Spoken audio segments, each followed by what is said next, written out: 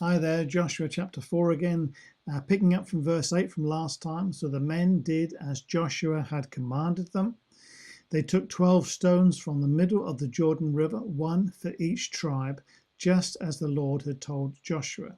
They carried them to the place where they camped for the night and constructed the memorial there. This is the memorial that God had told them to build to remind them of all that God was doing in this amazing miracle of crossing the Jordan River.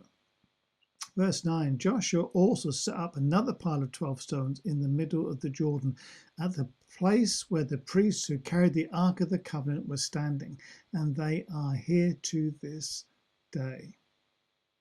So for some reason, as the men took the stones out of the Jordan and put them on the riverbank as a memorial for all that God had done, as a reminder, at the same time, Joshua took stones from the riverbank and put them in the middle of the Jordan River. Now, we don't know why he's done this, but there's a curious symmetry there.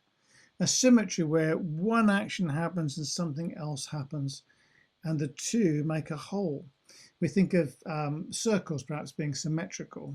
So if we take a circle shape and we cut it in half across the diameter and we split the two halves, they are symmetrical.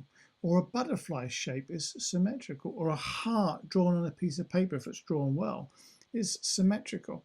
There's a symmetry there. There's one side and the other, and the two, when they're put together, make the whole.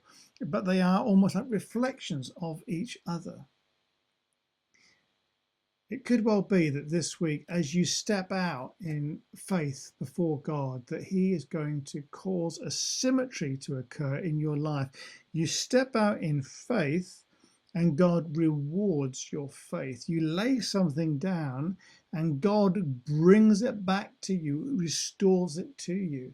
You ask Him for something that takes you out of your comfort zone, and you see God meet you at your area of particular need, and your faith rises.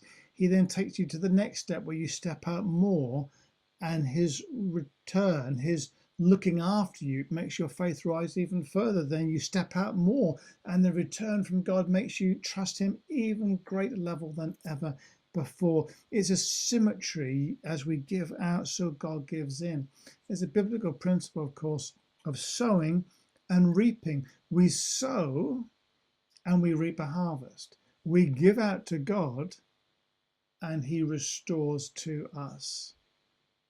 What is it that God is asking you to trust Him in for a symmetry this week? What is He saying to you that you need to get your head around and to really go for? Because it's a scary thing, perhaps. It's one thing that makes you question your sanity, makes you question, is God really in this? And yet, as you step out in obedience, there's a symmetry in the Holy Spirit that brings back to us all the things that God has for us in this season.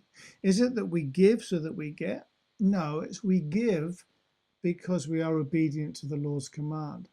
But the symmetry that God brings restores things to us that we would never have imagined.